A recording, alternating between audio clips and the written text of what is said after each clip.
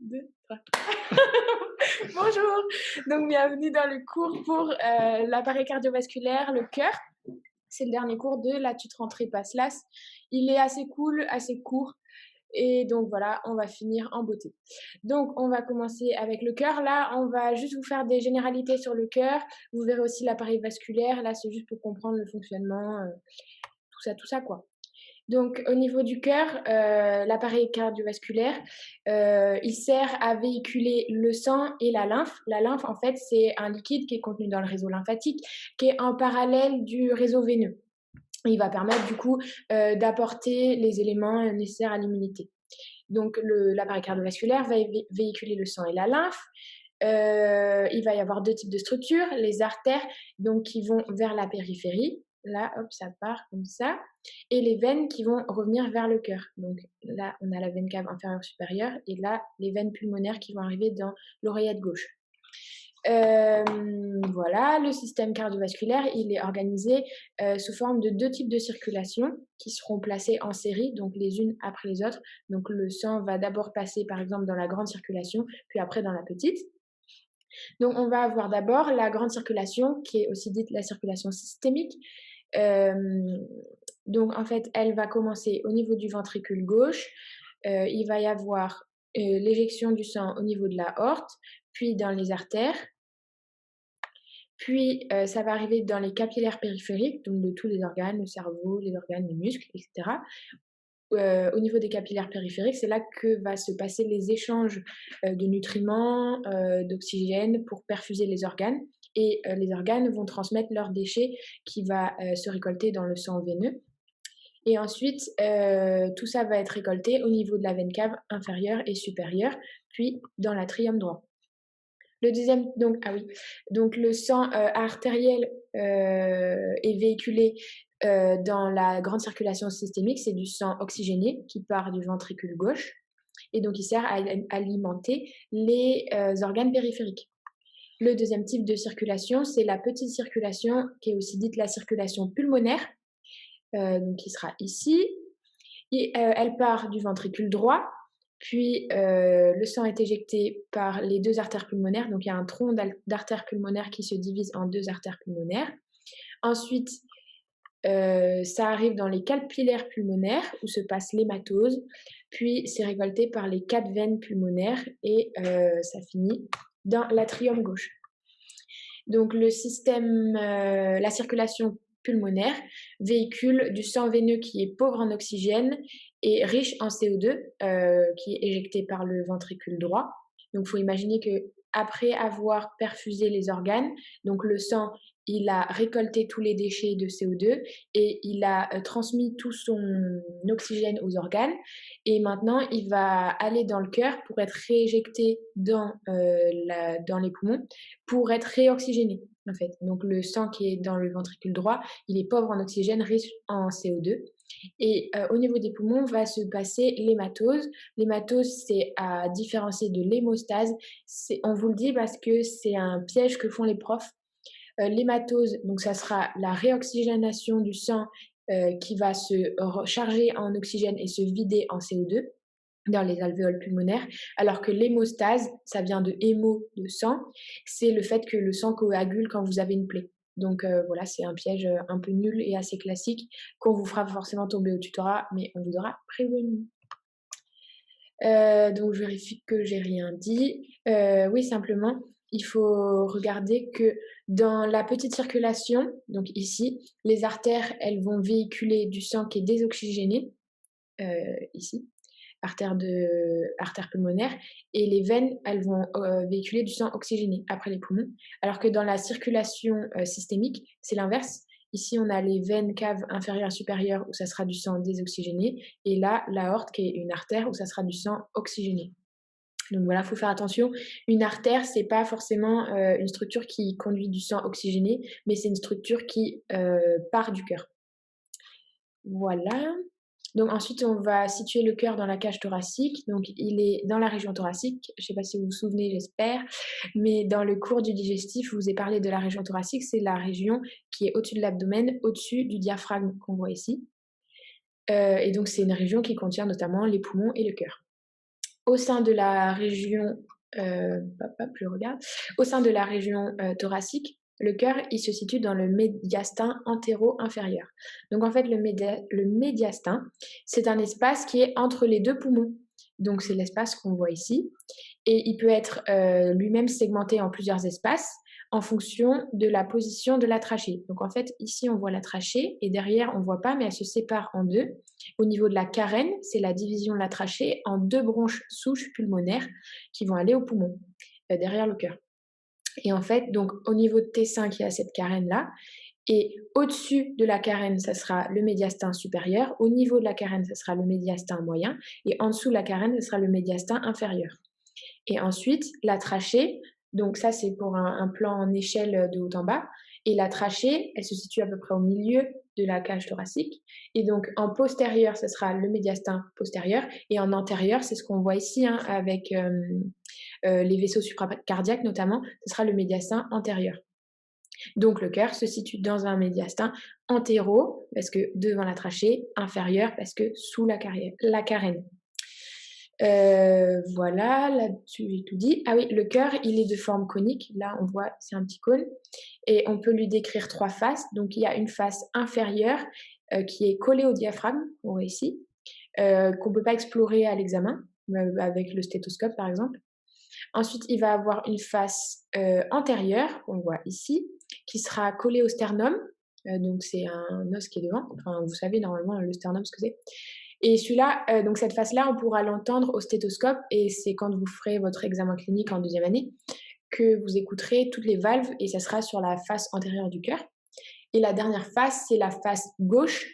Donc c'est cette face-là qui est collée au poumon, c'est la face pulmonaire et c'est la face principale du ventricule gauche, c'est la face principale du cœur, pardon, parce que le cœur est de forme conique et il a un axe qui va en antérieur gauche. Voilà, ça c'est bon. Et donc le cœur, il a 2 atriums, qu'on peut appeler aussi des oreillettes. Donc atrium droit, atrium gauche. Ici ventricule droit, ventricule gauche. Et là c'est l'apex, c'est la pointe du cœur qui appartient au ventricule gauche. Donc ensuite, on a 2 types de segmentation du cœur. On a la segmentation anatomique, donc vraiment les 4 cavités qu'on voit ici, et la segmentation fonctionnelle, c'est-à-dire la segmentation du fonctionnement du cœur. Donc la segmentation anatomique, c'est en 4 cavités. Donc comme j'ai dit, oreillette droite ou atrium droit, ventricule droit, oreillette gauche, ventricule gauche. Voilà, il faut juste faire attention à la différence entre auricule et oreillette, parce qu'un auricule, c'est juste un morceau de l'atrium ou de l'oreillette, alors que l'atrium, c'est vraiment tout ça. L'auricule, c'est juste le petit morceau qui dépasse, vous le verrez sur... non, pas sur cette vue-là. Voilà, ici, on le voit bien. En fait, ici, on voit l'auricule gauche, alors qu'en vue postérieure, on voit l'atrium gauche en entier. Donc voilà pour la différence entre atrium et auricule. Donc ensuite, pour la segmentation du cœur, la segmentation fonctionnelle du cœur, il peut être divisé en 2 cœurs. Donc on a le cœur droit et le cœur gauche. Et en fait, le cœur droit, comme on a vu juste avant, il va recevoir tout le sang veineux désoxygéné du corps qui a perfusé tous les organes, donc qui est vide d'oxygène et plein de CO2 et qui va aller ensuite au poumon. Alors que le cœur gauche, il contient le sang artériel qui sort des poumons et qui va être éjecté sur le reste du corps et donc il est chargé en oxygène. Voilà, ça c'est bon. Ensuite, on va passer aux valves et au cordage. Donc là, on est sur une vue supérieure du cœur et on voit qu'il y a 2 types de valves. Elles sont ancrées sur le squelette fibreux du cœur. C'est ce qu'on voit ici, c'est un tissu fibreux qui sépare les oreillettes du ventricule. On voit qu'il est à ce niveau-là en fait, si on tranche le cœur. Et en fait, c'est un tissu qui va servir à la fois donc d'ancrage des valves, c'est un tissu solide, et aussi d'isolant électrique pour que l'influx électrique, il y a une étanchéité entre les oreillettes et les ventricules. On verra ça après. Donc, on a 4 valves cardiaques de différents types. On a les valves atrioventriculaires qui séparent les oreillettes des ventricules. C'est le cas de la valve mitrale et de la valve tricuspide. Donc la valve tricuspide sépare l'oreillette droite du ventricule droit, alors que la valve mitrale sépare l'oreillette gauche du ventricule gauche. La valve tricuspide, comme son nom l'indique, c'est 3 cuspides. Une cuspide, en fait, c'est un morceau de valve, c'est du tissu fibreux, et alors que la valve mitrale n'a que 2 cuspides. Ensuite, il y a les valves sigmoïdes, aussi appelées les valves semi-lunaires. Ce sont les valves d'éjection du sang à partir du ventricule. Dans le plan le plus antérieur, on a la valve pulmonaire qui donc a les 3 cuspides, qui provient, enfin, où le sang est éjecté depuis le ventricule droit, qu'on voit ici. Et donc, vous voyez ici, ça passe dans le tronc de l'artère pulmonaire et les 2 artères pulmonaires. Alors que au milieu, on a la valve aortique où le sang provient du ventricule gauche. Et on voit ici, ça passe derrière, donc attention à ce petit croisement-là. Et donc la valve aortique a elle aussi 3 cuspides. Donc ça c'est bon.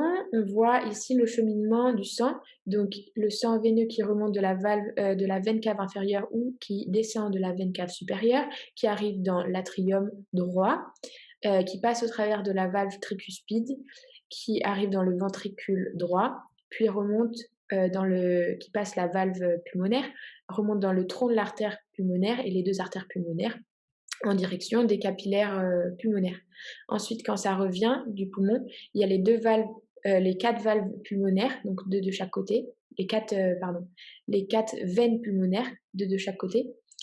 Ça arrive dans l'atrium gauche, ici. Ça descend en traversant la valve mitrale, puis le ventricule gauche, puis ça remonte en passant par l'aorte. Donc ici, la valve aortique, hop, l'aorte, crosse de l'aorte, ça passe derrière le cœur, puis après, ça va être diffusé à tous les organes du corps.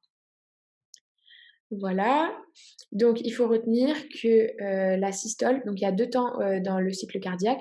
La systole correspond au temps de contraction du cœur pour éjecter le sang. Vraiment, ça fait comme, je sais pas, comme si vous aviez un ballon ou un truc comme ça se contracte et hop, ça éjecte le sang. Alors que la diastole, c'est quand ça va se regonfler, c'est le cœur qui se relaxe et où les cavités vont se remplir. Donc voilà, et il faut voir que dans les valves, il y a plusieurs parties. Il y a la partie des cordages, donc c'est une partie fibreuse ici, qui est reliée au cuspide qu'on a vu tout à l'heure. Et ici, il y a les piliers, donc ce sont des muscles papillaires de la paroi qui vont permettre la mécanique valvulaire. Donc c'est ce que je vais vous expliquer juste après. Donc il y a plusieurs temps dans la mécanique cardiaque. On va commencer avec la diastole atriale. Donc c'est l'état où l'atrium est relaxé, les veines d'éjection, les valves d'éjection pulmonaire et aortique se ferment.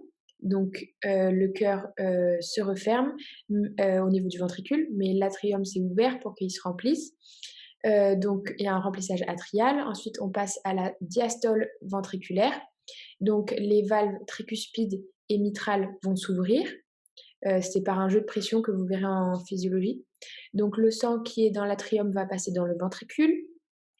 Voilà, ça c'est bon. Une fois dans le ventricule, par une augmentation de pression, les valves mitrales et tricuspides ici et mitrales vont se refermer. Il va y avoir une augmentation de pression qui va faire ouvrir les valves aortiques ici et pulmonaires, et il va y avoir l'éjection du sang. Ça, c'est la systole ventriculaire. Donc on reprend, on a la diastole atriale où il y a un remplissage des atriums, ensuite ouverture des valves atrioventriculaires, on passe en diastole ventriculaire, remplissage du ventricule, c'est un remplissage passif et en même temps actif parce qu'il va y avoir une petite contraction de l'atrium, c'est la systole atriale, c'est une phase minime. Et ensuite, quand c'est rempli, on va avoir une fermeture des valves atrioventriculaires. C'est le début de la systole ventriculaire. On a une augmentation de la pression à l'intérieur des ventricules jusqu'à ce que ça ouvre les valves pulmonaires et aortiques. Et là, c'est le moment de l'éjection du sang dans les poumons ou dans le reste du corps. Donc maintenant, je vais vous parler de la mécanique valvulaire, comment les valves s'ouvrent et se ferment. Donc, pendant la diastole ventriculaire, on a une pression négative dans le ventricule, et dans la systole, après, on a une augmentation de pression pour que le sang puisse être éjecté. Donc, lors de la diastole ventriculaire, la pression négative et la contraction des atriums, donc la petite systole ventriculaire là, qui est concomitante pour finir le remplissage, ça permet d'ouvrir les valves atrioventriculaires. Ce n'est pas grâce à la contraction des piliers qui tirent sur les cordages. Non, ça ne sert pas à ouvrir les valves atrioventriculaires. C'est vraiment un jeu de pression qui sert à ouvrir les valves atrioventriculaires. Par contre, lors de la systole ventriculaire, la pression augmente et elle va refermer les valves atrioventriculaires et les valves sigmoïdes ici vont s'ouvrir. Dans cette étape-là, qui est la systole ventriculaire, il ne faut pas que les valves se retournent et que le sang rebrouche chemin dans l'atrium.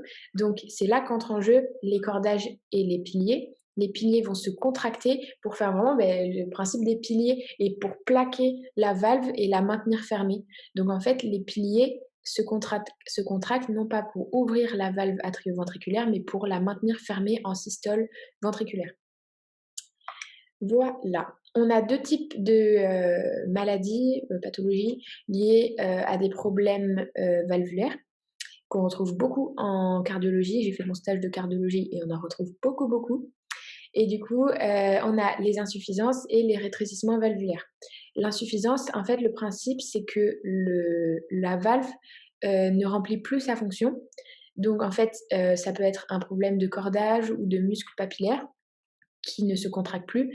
Du coup, elles vont pouvoir se retourner par exemple et le sang va rebrousser chemin. Donc quand il y a une augmentation de pression, au lieu que le sang éjecte vers les artères pulmonaires ou l'aorte, il va revenir dans l'atrium et on va l'entendre à l'auscultation avec un souffle qui sera caractéristique.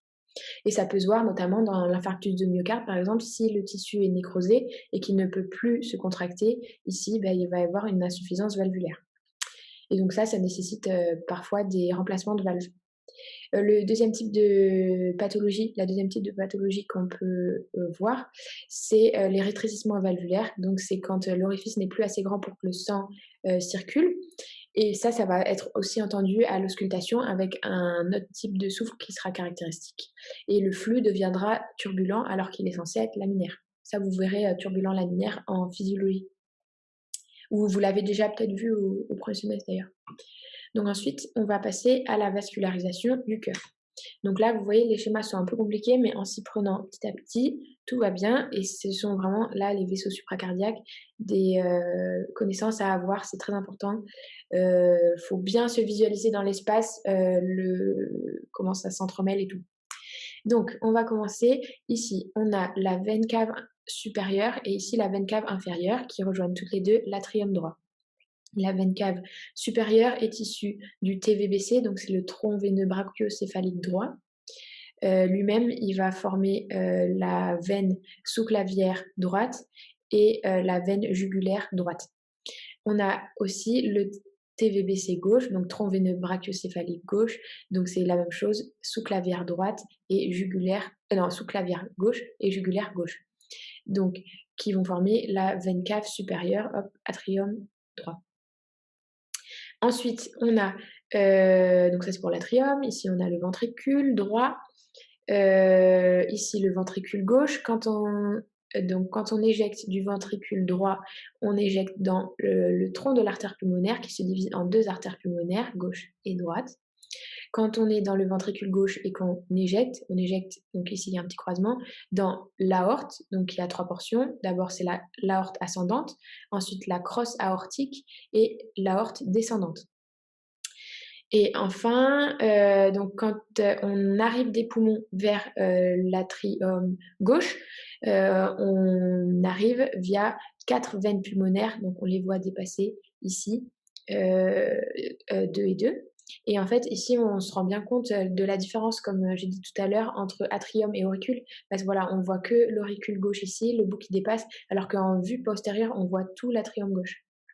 Ici, on voit la croix des sillons, donc c'est le croisement la confluence des vaisseaux en fait qu'on voit ici, avec la grande veine coronaire qu'on reverra tout à l'heure. Donc, je vais vous parler des vaisseaux supracardiaques, c'est les vaisseaux au-dessus du cœur. Donc comme j'ai dit, tout à l'heure, l'aorte, elle a 3 portions, l'aorte ascendante, crosse et descendante.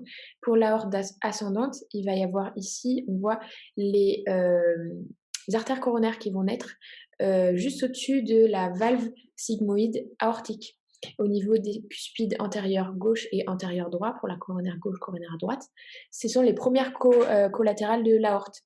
Ça, c'est un peu un piège, hein. La première collatérale de l'aorte, c'est pas le tronc artériel brachocéphalique, c'est bien les artères coronaires. Donc, ils naissent au niveau de la portion de l'aorte ascendante. Ensuite, pour la crosse, elle va donner 3 collatérales. On a le tronc artériel brachiocéphalique droit, qui va donner l'artère sous-clavière droite et l'artère carotide commune droite. Ensuite, on a l'artère carotide commune gauche, donc ce sont les artères qui vont aller dans le cou, hein. Et enfin, on a l'artère sous-clavière gauche. Heu, voilà. Et enfin, on a, la portion de l'aorte descendante qui va passer, derrière l'artère pulmonaire et qui va se plaquer au rachis et qui, on voit est latéralisée sur la gauche. C'est ce qu'on voit ensuite, dans l'appareil digestif, le cours que je vous ai fait. Parce qu'ici, on est donc sur l'aorte abdominale qui est non, pardon. Ici, on est sur l'aorte thoracique qui est donc dans le thorax, alors qu'ensuite, quand on passe le diaphragme, on est sur l'aorte abdominale, pour le tube digestif. Donc ça, c'est bon. Voilà, voilà. Donc, rapidement pour le trajet des, artères coronaires, on va voir, les sillons. Donc ici, on a le sillon auriculo-ventriculaire droit, entre donc l'atrium droit et le ventricule droit. Ici, on a le sillon interventriculaire antérieur, entre les 2 ventricules et ici, en postérieur, on a le sillon interventriculaire postérieur et la croix des sillons où se croisent donc les sillons atrioventriculaires et interventriculaires. D'abord, je vais vous parler de la coronaire droite. Mais juste avant ça, j'ai vu dans ma fiche que j'avais oublié un petit truc, c'était de dire que, donc les coronaires, ce sont les, artères qui permettent de perfuser le cœur lui-même, et pas le reste du corps. C'est vraiment pour que le tissu soit, oxygéné en sang. Et en fait, l'exception de ces artères coronaires, c'est qu'elles vont perfuser le cœur non pas en systole au moment de l'éjection du sang, mais en diastole, parce que les artères coronaires, elles vont naître, on le voit notamment juste ici, elles vont naître juste au-dessus de la valve aortique sigmoïde. Et en fait, on a vu que les valves aortiques sigmoïdes, enfin les valves tout court, elles ont les cuspides, donc c'est les petites lames fibreuses là qui servent de clapet. Et donc en systole, les cuspides, elles vont se relever parce que le sang est éjecté, et en se relevant, elles vont masquer le début des artères coronaires. Et donc les artères coronaires ne pourront pas être perfusées en systole au moment de l'éjection du sang parce qu'elles seront bouchées par les cuspides. Donc c'est ça l'exception de cette perfusion cardiaque, c'est que les artères coronaires et donc le cœur est perfusé en diastole quand la valve sigmoïde se referme et que du coup le sang peut entrer dans les coronaires. Donc on va avoir 2 artères coronaires, la coronaire droite et la coronaire gauche. La coronaire droite qui naît au niveau du cuspide antérieur droit de la valve sigmoïde, juste au-dessus, hein, du cuspide de la valve sigmoïde aortique.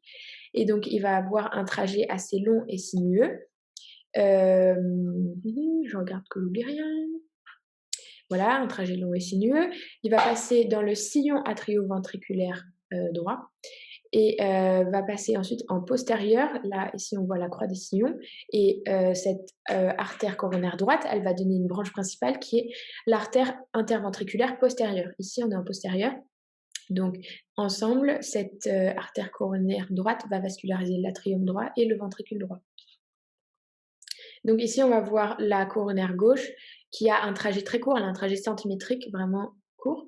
Elle va passer derrière le tronc de l'artère pulmonaire. Ici, on voit l'aorte. Ici, on voit le tronc de l'artère pulmonaire. Elle fait le tour du tronc de l'artère pulmonaire et elle va arriver ici, on la voit ici, elle est postérieure. Et donc, en fait, elle va se diviser très rapidement en 2 branches collatérales. On a l'artère interventriculaire antérieure, qu'on voit ici, et l'artère circonflexe. En fait, l'artère interventriculaire antérieure, elle va sillonner dans le sillon interventriculaire antérieur et elle va vasculariser les septums, donc les parois fibreuses qui séparent les ventricules et les atriums, mais ici, donc le septum interventriculaire. et surtout, sa partie inférieure qui est musculaire, en fait, pour la contraction, alors que la partie supérieure du septum interventriculaire, elle sera plutôt fibreuse. Et l'artère circonflexe, qui est donc la collatérale de l'artère coronaire gauche, elle va passer dans le sillon atrioventriculaire là, et à gauche, et, et donc elle va faire le tour pour se retrouver en postérieur. Et en fait, on appelle les coronaires coronaires parce qu'elles font une espèce de couronne autour du cœur. Voilà pour la coronaire. Donc là, c'est un petit récap que je vous ai fait pour qu'on voit bien tout en ayant enlevé les vaisseaux supra-aortiques. Là, on voit bien que la coronaire gauche passe derrière le tronc de l'artère pulmonaire. Hop, l'artère circonflexe. Et ici, l'artère interventriculaire antérieure.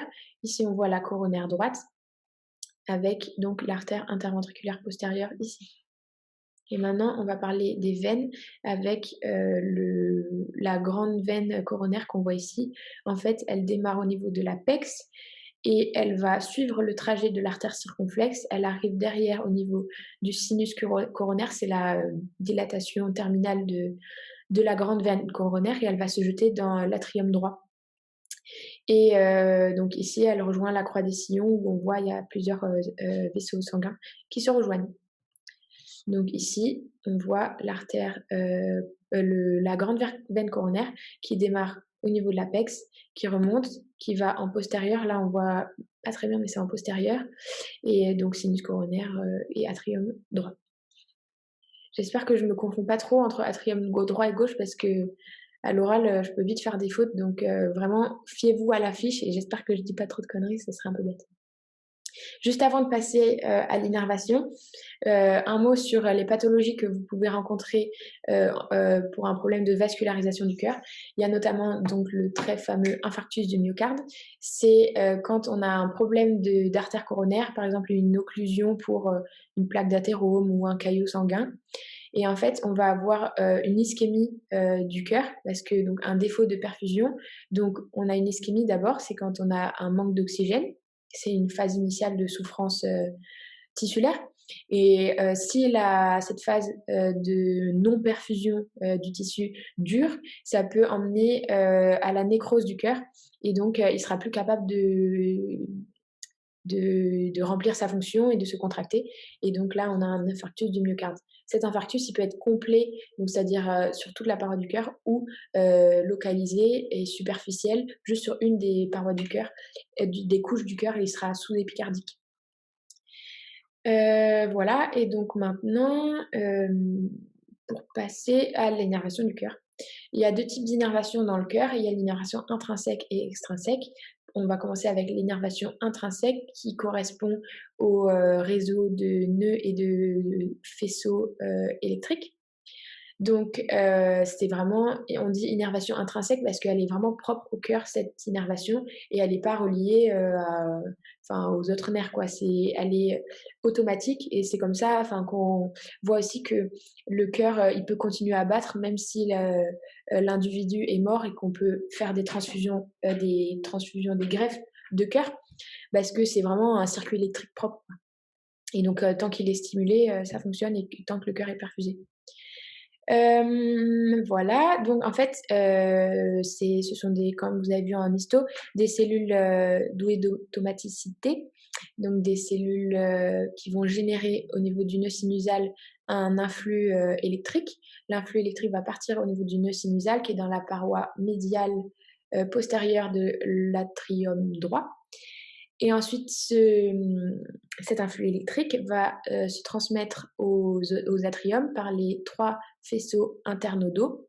Oui, que je dise pas de bêtises, je vérifie bien, vous avez bien ça.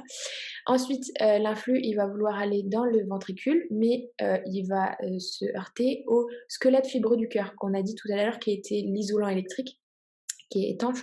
Donc, pour passer ce squelette fibreux du cœur, il va falloir un deuxième nœud pour recréer cette impulsion. C'est le nœud auriculo-ventriculaire, entre donc les atriums et le ventricule. Et ensuite, l'influx électrique va passer par le tronc de His, qui va se diviser en 2 branches de faisceaux de His, et va encore se diviser pour exciter les ventricules en un réseau de Purkinje. Donc, il va y avoir différentes, fréquences de stimulation. Au niveau du nœud sinusal, on est plutôt sur 60 battements par minute. Ici, on baisse plus vers 40 et vers le réseau de Purkinje, c'est 20 battements par minute. Mais sachez que les valeurs qu'on donne en anatomie ne sont pas très importantes, surtout c'est les valeurs de physiologie qu'il faut retenir. Et donc ce cheminement électrique, on le retrouve ici dans le cheminement électrique pour un ECG, un électrocardiogramme. Donc ici, on voit l'onde P qui correspond à la dépolarisation atriale. Donc c'est la contraction des atriums. Ensuite, ici, c'est le segment PQ, c'est la conduction de l'influx électrique entre le nœud sinusal et le nœud auriculoventriculaire et son passage dans le nœud auriculoventriculaire. Ici, on va avoir le complexe QRS, donc c'est la dépolarisation des ventricules, leur contraction. Et enfin, ici, on va avoir la repolarisation du ventricule, c'est-à-dire sa décontraction. Il ne va pas y avoir d'onde visible à l'ECG de repolarisation, donc de décontraction auriculaire, parce que c'est masqué par le complexe QRS. Et enfin, on a l'innervation extrinsèque du cœur. C'est fait par le système nerveux végétatif. Donc, on va avoir l'innervation orthosympathique et parasympathique. Donc, comme avait dit Mathieu dans son cours du système nerveux, c'est un système de balance entre accélérateur orthosympathique et freination parasympathique. Donc, l'influx orthosympathique passe par le tronc sympathique et donc on envoie de l'adrénaline qui a un effet chronotrope positif, donc tachycardisant pour augmenter la fréquence cardiaque, et inotrope positif pour augmenter la force de contraction. Tandis que quand c'est du parasympathique, on passe par les nerfs vagues et le médiateur, ça sera de l'acétylcholine qu'on va envoyer et ça aura un effet chronotrope négatif, donc bradycardisant, donc baisse de la fréquence cardiaque. Et aussi, il y aura un effet inotrope négatif, donc la force de contraction sera diminuée. Voilà, normalement c'est bon. Vous verrez dans la fiche complète et quand le cours sortira, normalement, si le prof garde cette partie-là, il y a une liste de maladies que vous allez voir à propos du cœur. Mais par exemple, la tachycardie, c'est le fait donc d'avoir un rythme cardiaque trop élevé, donc au-dessus de 100 battements par minute. Et en fait, quand on est en tachycardie, le temps de diastole, donc de décontraction et de remplissage du cœur, va être réduit et du coup le cœur va pas avoir le temps de bien se remplir et du coup il va mettre en place des mécanismes pour augmenter la contraction et qu'il puisse en un temps minimal éjecter le plus de sang. Voilà, ça c'est bon. Et les fibres nerveuses extrinsèques, donc ortho et parasympathiques, elles vont se réunir en deux plexus cardiaques, supérieur et inférieur, avant de rejoindre le cœur. Mais bon, ça vous verrez ensuite dans le cours détaillé. Et simplement pour finir, si vous avez trop d'influx parasympathique, donc trop d'acétylcholine, vous pouvez faire un malaise vagal. Donc c'est quand il y a un déséquilibre entre ortho et parasympathique. Et par exemple, c'est quand il y a une trop forte chute de tension ou que le cœur bat pas assez vite. Et en traitement, on mettra de l'atropine, qui est un antagoniste, donc qui va contrer l'acétylcholine pour que tout se résolve. Et c'est bon, on a fini le cours.